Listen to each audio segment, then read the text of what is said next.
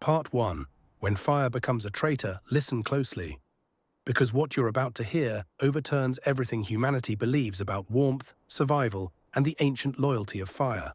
In the next 15 seconds, you will understand why some of the toughest soldiers in history stayed alive through the deadliest winters on Earth without a flame, relying on nothing more than a single brick, and why this same forgotten principle may be the one survival skill you wished you knew sooner. Something that could protect you during a blackout, a blizzard, or inside any sealed shelter today. Now imagine this moment. It is midnight on the Eastern Front.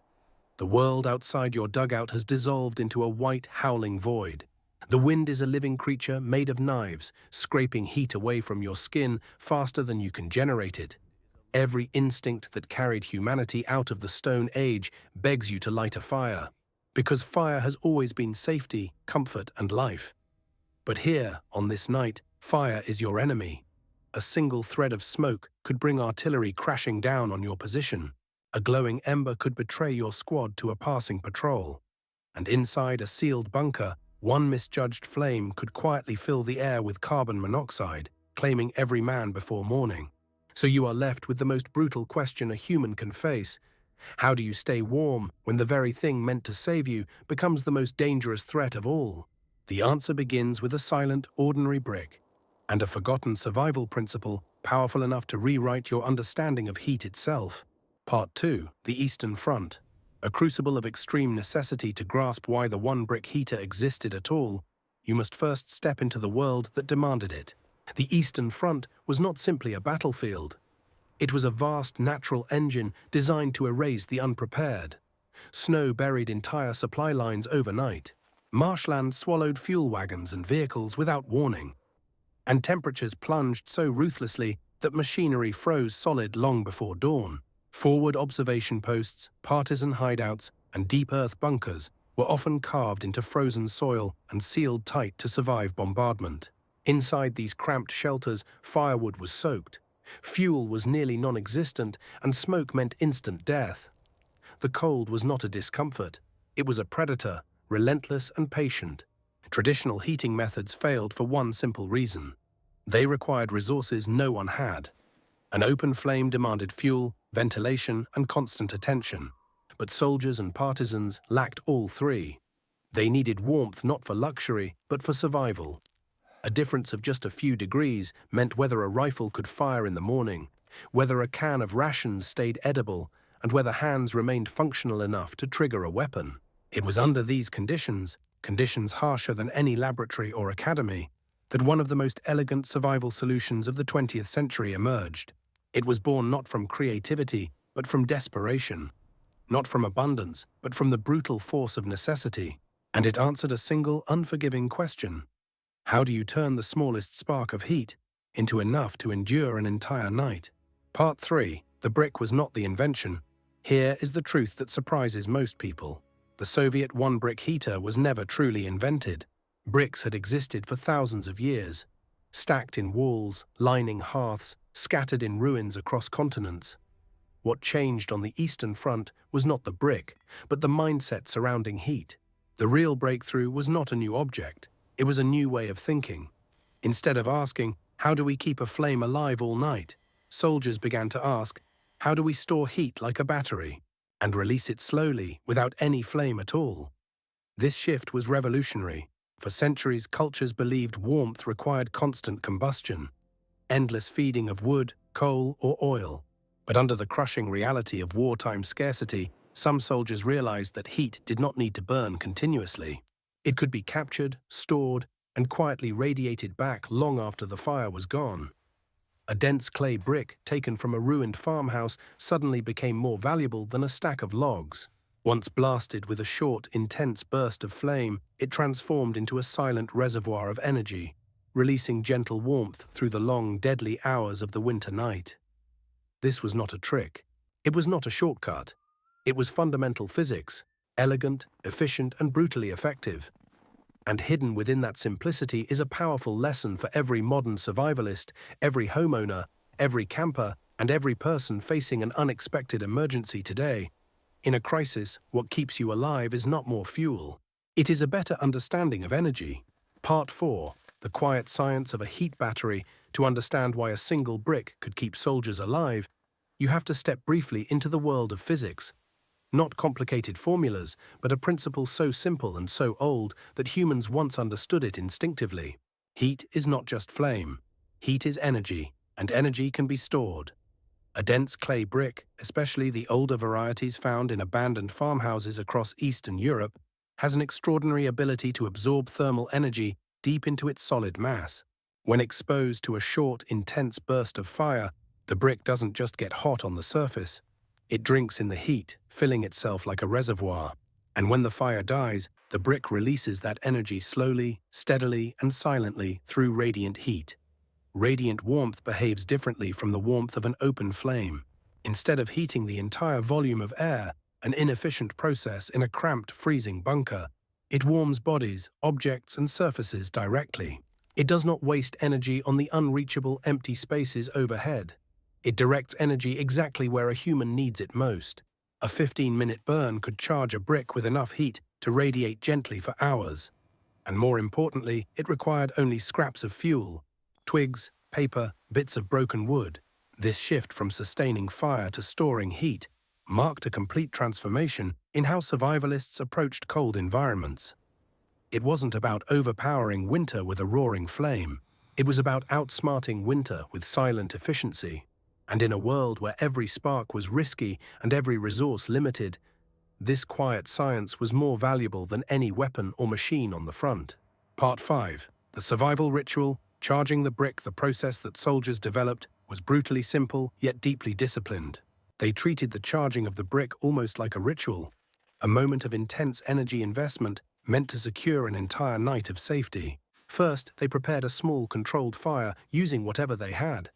It could be the last dry twigs scavenged from beneath a frozen log, a few pages of a ruined notebook, or even the splintered remains of a crate. There was no luxury, no waste. The goal was not to keep the fire alive. The goal was to make it burn fiercely for a short, concentrated burst. The brick was placed directly in the heart of that flame, absorbing every ounce of heat it could. Soldiers knew that if the brick did not become almost too hot to touch, even through gloves, their night would be long and unforgiving. And then came the part that most civilians today find counterintuitive. Once the brick was fully charged, the fire was extinguished completely. No embers, no glow, no smoke, nothing that could betray them or poison the air. The warmth was no longer in the fire, it was sealed inside the brick itself. The soldiers would then place the brick on a metal plate, a flat rock, or even the lid of a mess tin to protect the ground beneath it.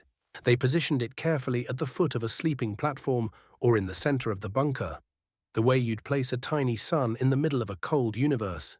In that moment, their survival depended not on the flame they had just killed, but on the heat they had successfully trapped. This was the essence of wartime survival. You did the hard work up front so that the night could pass silently and safely. It was a lesson in planning, in discipline, and in understanding that mastery over the environment begins long before the danger actually arrives. Part 6. The Invisible Killer, Carbon Monoxide. What made the one-brick heater truly revolutionary wasn't just its efficiency, it was its ability to eliminate one of the deadliest threats in cold environments. Carbon monoxide. Countless soldiers across all armies, German, Soviet, American, even civilians hiding in makeshift shelters, died not from cold, but from the toxic, invisible gas produced by smoldering fires in poorly ventilated spaces. Carbon monoxide steals oxygen from the blood without any smell, without any color, without any warning. A man could fall asleep beside a quiet ember and never wake up again. On the Eastern Front, where chimneys iced shut and wind passages shifted unpredictably, this danger multiplied. A fire that burned clean at midnight could suffocate an entire squad by 3 in the morning. The brilliance of the one-brick method was that it eliminated the threat entirely. The combustion event was short, controlled, and ended before anyone went to sleep. Once the brick was charged, the fire was extinguished. There were no embers, no smoke, no fumes, just the gentle release of stored heat through radiation. This allowed bunkers and dugouts to be sealed tightly against the cold without turning into death traps. It allowed exhausted soldiers to sleep without fear. And it gave partisans and scouts the confidence to operate in hidden shelters for days at a time. knowing their heat source could never betray their position or silently kill them. The lesson is powerful even today. A safe heat source is often more valuable than a strong one, and understanding the dangers of combustion is as critical to survival as understanding the cold itself. Part 7. A global survival philosophy, not a Soviet invention. The more you study the one-brick heater, the more you realize its brilliance was never uniquely Soviet. It was simply the latest chapter in a survival philosophy shared by countless cultures throughout human history. Civilizations separated by oceans, by centuries, and by completely different technologies, yet united by the same quiet understanding of heat.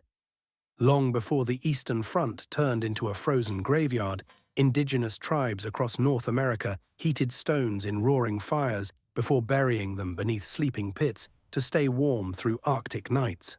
Scandinavian settlers built massive masonry stoves designed to burn ferociously for a short moment, then radiate heat for half a day without a single spark left alive.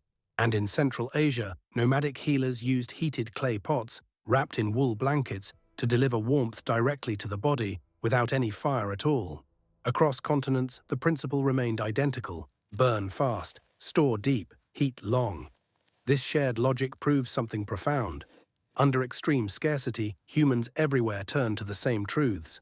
Whether you are a Soviet scout hiding from German patrols, a Sami reindeer herder surviving polar winds, or a frontier woman keeping her family alive in a log cabin winter, the most efficient warmth does not come from a flame.